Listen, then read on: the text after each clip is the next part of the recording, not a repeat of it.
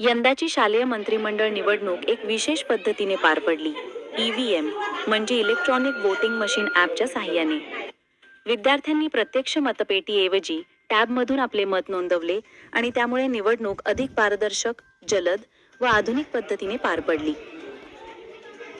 मुख्याध्यापक श्री पोपट भुजबळ म्हणाले की EVM ॲपमुळे वेळ वाचतो, चुका टाळता येतात आणि विद्यार्थ्यांनाही तंत्रज्ञान वापरण्याचा सराव होतो. शाळा ही केवळ शिकण्याची जागा न राहता नव्या संकल्पनांची प्रयोगशाळा झाली आहे.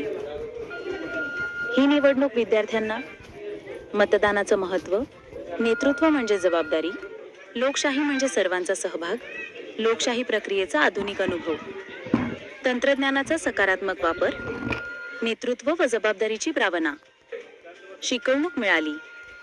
EVM ॲपच्या माध्यमातून मिळालेली मते तात्काळ मोजून निकाल जाहीर करण्यात आला. मतमोजणीनंतर विजयी उमेदवारांचे नाव जाहीर होताच टाळ्यांचा गजर झाला आणि संपूर्ण शाळा अभिनंदनाच्या जल्लोषात सामील झाली. यामध्ये मुख्यमंत्रीपदी रणवीर पप्पू हुलसर तर उपमुख्यमंत्रीपदी नम्रता राजेंद्र राऊत विजयी झाले. यावेळी शाळेतील शिक्षक श्री संतोष शिंदे, श्री विजय वैद्य, श्री एकनाथ जाधव, श्री प्रदीप पोटघण, श्रीमती संगीता वाढवणे, श्री संदीप धूम उपस्थित होते. केंद्रप्रमुख श्रीमती शोभा साबळे व शाळा व्यवस्थापन समितीचे अध्यक्ष श्री गोरखजी साबळे यांनी नवनियुक्त शालेय मंत्रिमंडळ यांना शुभेच्छा दिल्या. ताज्या व खात्रीलायक बातम्या बघण्यासाठी आमच्या YouTube चॅनलला सबस्क्राईब करा.